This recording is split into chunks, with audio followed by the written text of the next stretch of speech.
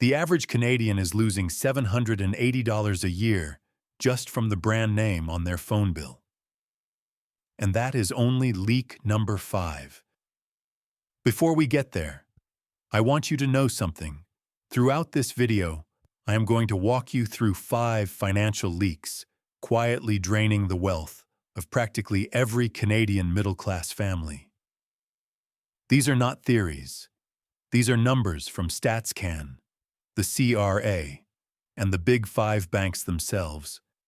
And by the end of this, you are going to understand, really understand, why most Canadians never get rich, even when they are earning good money. For 3 generations, Canadians have been sold a quiet little lie. We were told that the high cost of everything, from a tank of gas to a brick of cheddar, is simply the price of living in a nice country. The tax for clean streets, free health care, and polite neighbors. Pay up and stop complaining. But here is the truth that no one at your local bank branch is ever going to tell you. In 2024, the math of the Canadian middle class broke. Wages crept up maybe 3%. Shelter costs? They exploded by more than 30%. And the average Canadian household is now putting more on credit just to keep the fridge full. I am going to be honest with you. I fell into leak number 2 for 11 years. When I finally ran the numbers on what I had lost, I just sat there, in silence, for about 5 minutes, staring at the screen. I could not believe it. The problem is not that you are not earning enough loonies. The problem is that you have been quietly conditioned to spend them on 5 specific things that no longer give you anything close to your money back. So today, we are going to walk through each one with the actual numbers. And by the end of this video, you may never look at your monthly budget the same way again. The first leak is sitting in your driveway right now. According to AutoTrader, the average price of a new vehicle in Canada at the end of 2025 was $63,665. For a Ford F-150, the most searched vehicle in the country, you are easily clearing $70,000 before tax. So how is the average Canadian, earning around $65,000 a year before deductions, affording a truck that costs more than their entire annual salary? Simple. They stretch the loan. Industry data shows that roughly 1 in 5 new car buyers is signing up for an 84-month auto loan. 7 full years of payments. Some dealers in the GTA are now writing 96-month contracts, 8 years. Run the math with me. A $70,000 truck, financed at 7% over 84 months, comes out to roughly $1,056 a month. You will pay back nearly $88,000 in total. And here is the brutal part.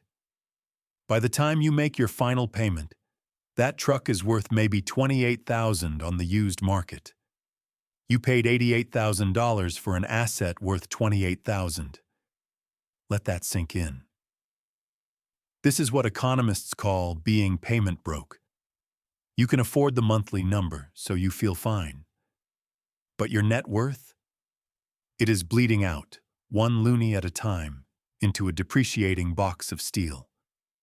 The second leak is the most polite robbery in Canadian history, and it happens inside a branch. With a smile and a coffee. You walk into your local Big 5 bank to open an RRSP. The friendly advisor recommends one of the bank's own balanced mutual funds. You sign. You leave feeling responsible. What you do not realize is that the MER, the management expense ratio, on that fund is roughly 2% per year, sometimes higher. 2%. Sounds like nothing, right? Now compare that to a low-cost ETF tracking the same global index. Vanguard's VFV, for instance, charges an MER of around 0.09%. Some Canadian asset allocation ETFs run as low as 0.24%. The difference is enormous. Here is what RateHub calculated. If you invest $5,000 a year for 40 years at a 7% return, the average Canadian mutual fund leaves you with about $549,000. The DIY ETF portfolio, same money, same returns. It leaves you with $1,029,000. That is a gap of $480,000. Almost 500,000 loonies transferred quietly from your retirement into the bank's quarterly earnings call. No crime committed. Completely legal. Completely devastating. I spent 11 years paying that fee, without ever questioning it. Because the advisor seemed trustworthy, and the fund had a respectable name. It was the most expensive financial mistake of my life. This is the silent thief. It does not pick your pocket. It just compounds against you every single year for 30 or 40 years. The third leak is the one you walk through 3 times a week. Premium grocery loyalty. There is a strange psychological pull at Loblaws and the higher-end banners. The lighting is warmer. The produce section looks like a magazine cover. The cheese counter has someone in a white apron, and so we tell ourselves, this is just where we shop. Because the experience is worth it. The math says otherwise. Independent price comparisons throughout 2025 have repeatedly shown the same Wonder Bread loaf running about $4.39 at one chain and $2.99 at No Frills. Same loaf, same factory. A 45% markup for nicer floor tiles. Stretch that across an entire weekly cart, and the average Canadian family is leaking somewhere between $150 to $300 a month. Over a year, that is $3,600. Over a decade with that money invested instead, you are looking at well over $50,000. This is grocery inertia. And it quietly chokes off what behavioral economists call your financial bandwidth, the mental and monetary slack you need to actually build wealth. Switching to Freshco, No Frills, or Costco for staples is not being cheap. It is reclaiming 3,000 loonies a year that the big 2 grocers were never entitled to. The fourth leak is the single largest fee most Canadians will ever pay in their lives, and almost nobody negotiates it. In November 2025, the average sale price of a home in the GTA was $1,039,458. The standard real estate commission, still treated as if it were carved into stone, is 5%. That means on the sale of a typical Toronto home, the seller pays $51,972 in commission. With HST, the total climbs to nearly $58,730. $58,000.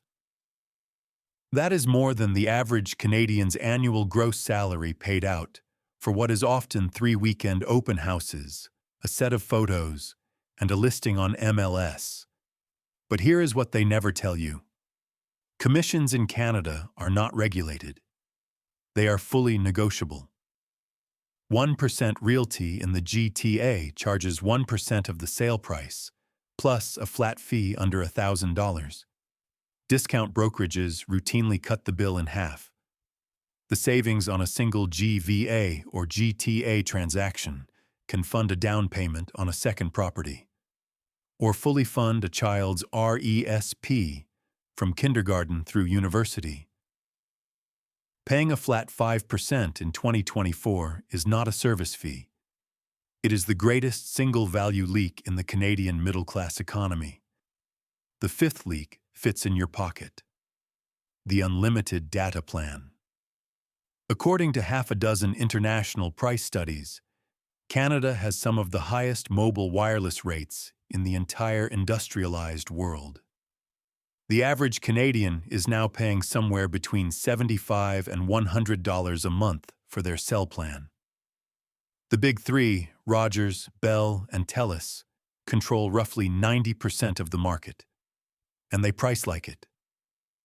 But here is the thing. The average Canadian uses Wi-Fi at home, Wi-Fi at the office, and Wi-Fi at every coffee shop they walk into.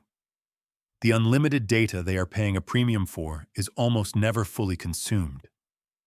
Meanwhile, regional carriers like Freedom Mobile and Public Mobile now offer 100 gigabytes of real data, plus North American coverage for around $35 a month.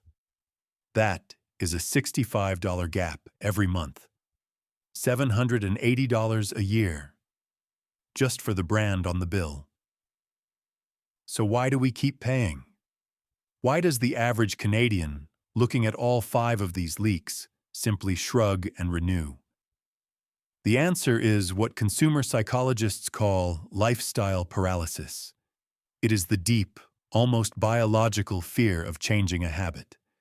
Even when the data is screaming that the habit is making you poorer, switching banks feels disloyal. Switching grocers feels like a step down. Negotiating commission feels rude. Driving an older car feels embarrassing in the driveway. But none of those feelings appear on your net worth statement. The wealthy Canadians I have studied for 15 years, the ones who quietly retire at 55 with 2 paid-off properties and a 7-figure RRSP, do not see themselves as polite consumers. They see themselves as strategic capital allocators. They do not ask, "Can I afford the monthly payment?" They ask, "What is this costing me over 30 years?" They do not buy the experience, they buy the outcome. This is the lesson of what economists call the gap. Wealth in Canada has almost nothing to do with what you earn in loonies. It has everything to do with how many of those loonies you prevent from quietly leaking out of your bucket into a depreciating truck, into a 2% MER, into Loblaws, into a real estate commission, and into a Rogers bill. Plug those 5 leaks, and you will be wealthier in 2034 than 90% of Canadians earning twice your salary. Because in this country, the math does not care how polite you are. Now tell me something in the comments.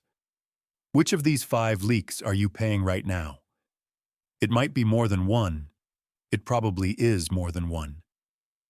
Drop it below. I will reply to everyone. And if this video made you see your budget differently, the subscribe is free, and it is the only investment that pays you back instantly.